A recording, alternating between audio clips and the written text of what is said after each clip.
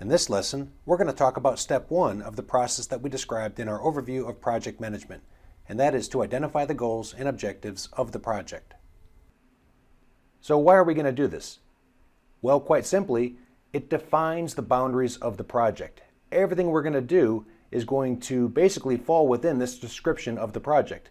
If we are standing up a help desk and we're going to staff the help desk and we've got certain funding constraints and certain schedule constraints, those are going to be described in this goals and objectives document. And like I said, it defines the boundaries of the project. Everything we're going to do is going to trace back to this document. If it was, like I said, to do a help desk, well, that may include setup of some type of ticketing system or some type of facility changes. We're going to describe those in this document. If it's not described in this document, this goals and objectives document, then it's not part of the project. Everything has to be traceable back to this document. Now, we had talked about in our introduction to project management that we want to have a common understanding of done. So we want to describe it here as well. We want to describe what is done, what constitutes the project being finished. Everybody should understand what finished means, because quite simply, if your definition of finished is different than mine, we are not going to be in agreement when the project is ready to turn over. We have to be able to understand and be clear as to what finished is.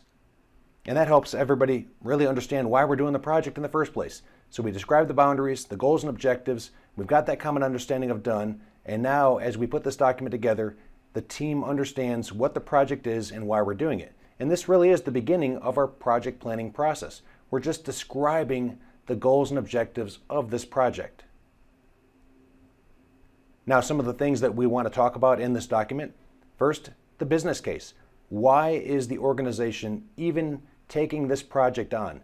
Is it to beat a competitor to market? Is it to get a bigger market share? Is it to be compliant with federal regulations? There is a purpose. The organization is taking this project on for a specific purpose. We need to understand what that purpose is. Next, we want to identify who the project manager is and what his or her authority level is. Can they make all the decisions? When do they have to go to a higher level manager to make a decision? What's the budget of the project? And what's the budget estimate? How much do we think this project is going to cost? Just that rough estimate. This is just a high level planning document. Next, we want to list those high level project requirements. What are those high level things that this project has to do? These are usually our business objectives for the project. Maybe it has some type of web-based ticketing system if it's a help desk. Maybe it's 24/7 operations, once again, if it's a help desk. There's some high-level requirements that management already thinks that this product or service has to do. We want to capture those. And this is just high level. Like I said, we're going to get into detailed planning later on. This is just capturing those high-level things that we need to achieve with this project. Next, we want to assign any roles or responsibilities. Is there somebody already tagged as the lead engineer? Is there somebody who is responsible for basically doing the acceptance inspection? Any of these high-level roles and responsibilities. Next, we want to talk about dependencies. Are there any projects that are ongoing within the organization that feed this project, that this project is going to be dependent on? Or are there other projects that this project is going to feed deliverables to? We want to capture those dependencies. Next, are there any constraints?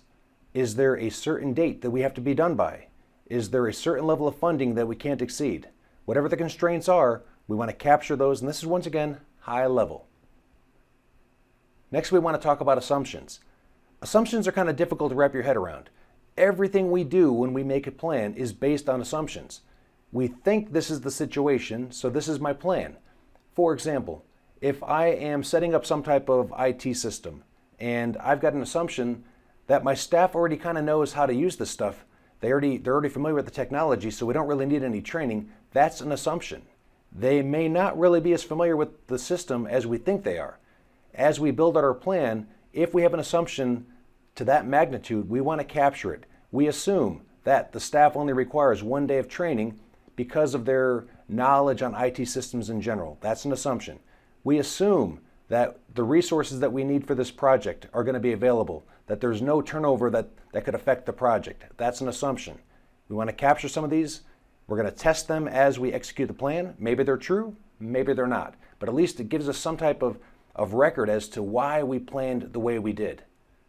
And lastly, we want to talk about high-level risks. What are the things that really could go wrong that could take this project and make it unsuccessful? So as we capture these elements, we want to put them on paper, and we're going to put them in a document that's typically called the project charter. So this is the format that I tend to use. It covers all of the things we just talked about on that previous slide. We've got the project title, the high-level project description, who the project manager is, the project start date, a deadline. If there's a deadline, why is that deadline in place? Any kind of material cost or labor cost estimates, requirements, description of work, the high level once again, roles and responsibilities, high-level risks, dependencies or constraints, and assumptions. All bulletized, nice and easy. The more complex the project, the bigger this is going to be. But for those smaller projects, you could probably get away with 1 or 2 pages. This is just that high-level plan. It establishes the boundaries of the project. And like I said, everything is going to trace back to this. Now I've got this document loaded under the Module 1 resources.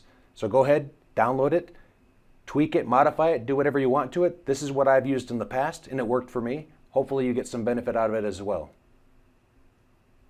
So that concludes our lesson talking about identifying the project goals and objectives. It all starts with proper project planning, and it all starts by capturing these high-level goals and objectives of the project to establish the boundaries so that everything we do from this point on traces back to this. And once again, we've got to define done. We've got to define done. Everyone has to understand what done is. And if you haven't noticed, I have stressed this point so many times already. It is absolutely important that you define done and get a common agreement, a common understanding of what done is. And then we want to put it on paper and get it signed. Maybe you can't get it signed, you want to try to, but at least get it on paper. Now with this lesson complete, now you're ready to move on to step 2, identify project stakeholders.